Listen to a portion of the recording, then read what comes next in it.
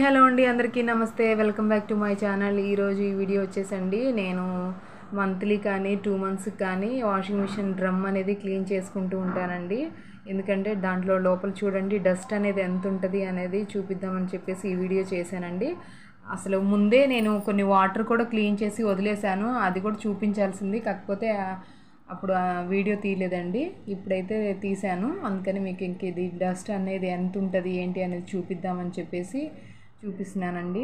చూసారు కదా అక్కడ పాకురు అనేది ఎలా వస్తుందో చూడండి. సైడ్ హోల్స్లో నుంచి పాచి అనేది మనం బట్టలు వాష్ చేసిన తర్వాత వచ్చే డస్ట్ అంతా అలా పాచిలాగా పట్టేసింది. నేనైతే దాన్ని క్లీన్ చేయడానికి మన టూత్ బ్రష్ కానీ లేదంటే ఒక స్టిక్స్ కానీ ఉంటాయి కదండి, కోకోనట్ స్టిక్స్, అవి పెట్టేసి యూజ్ చేస్తాను. అది అక్కడ పాకురంతా తీసేయడానికి దాన్ని పెట్టేసి కదిలిచ్చేస్తాను. ఆ పాకురంతా కదిలించడం వల్ల, కదలిక వల్ల కొంచెం బయటకు అనేది వచ్చేస్తుంది. చూసారు కదా గ్రీన్ కలర్లోది మొత్తం మీకు క్లారిటీగా చూపిస్తున్నాను చూడండి ఎలా వస్తుందో.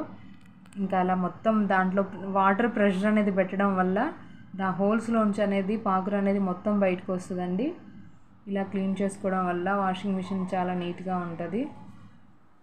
మీకు వీలు కుదిరినప్పుడల్లా ఇలా చేసుకుంటే బాగుంటుందండి. చూసారా, నేను డస్ట్ కూడా చూపిస్తాను చూడండి. అది చూడండి ఎలా వస్తుందో. నేను పెడతా ఉంటే వాటర్ పెడతా ఉంటే వస్తుంది చూసారా. ఇట్లా ఇంకా ఎక్కువ వస్తుందండి. నేను అదంతా తీసేసినాక మీకు ఈ వీడియో చూపిస్తున్నాను. అలా డస్ట్ అనేది వస్తూ ఉంటుంది. ఇది కూడా క్లీన్ చేసేసానండి, క్లీన్ చేసి పెట్టేసుకున్నాను చూడండి. మొత్తం క్యాప్ కూడా తీసేసి స్క్రూ తీసేసి దీన్ని ఎలా ఫిట్ చేస్తున్నానో కూడా చూడండి. ఇంకా అది తీసేటప్పుడు స్ట్రక్ అయిపోయిందండి, అందువల్ల నేను అక్కడ ఆ క్యాప్ పెట్టే దగ్గర కొంచెం ఆయిల్ కూడా వేసేసుకున్నాను ఫ్రీగా మూవ్ అవ్వడానికి. ఇప్పుడు పెడుతున్నాను కదా, అక్కడ స్క్రూ పెట్టే దగ్గర కొంచెం ఆయిల్ వేసుకున్నానండి, మిషన్ ఆయిల్ వేసుకున్నాను. ఇంకా స్క్రూని కొంచెం టైట్ చేసేసుకొని, అలా టైట్ చేసుకొని ఈ క్యాప్ అనేది మనం దానికి పెట్టేసుకుంటే అది స్క్రూ అనేది పైకి రాకుండా ఉంటుందండి. చాలా అంటే చాలా ఈజీగా, సింపుల్గా, ఒకళ్ళ సహాయం, మెకానిక్ సహాయం అనేది లేకుండా మనం ఇంట్లో ఎలా డ్రమ్ క్లీన్ చేసుకోవచ్చు అనేది మీకు చూపిద్దామని చెప్పేసి ఈ వీడియో చేశానండి. ఇంక క్యాప్ కూడా ఇంక ఇలా అంటే అక్కడ పాదం ఉంటుంది, ఆ పాదంలో పెట్టేసి ఆ క్యాప్ని కూడా కరెక్ట్గా సెట్ చేసి పెట్టేయాలండి. ఆ సెట్ చేసి పెట్టేస్తే సరిపోతుంది, అయిపోతుంది. అది సెట్ అవ్వలేదు, అందుకనే చూపిస్తున్నాను చూడండి.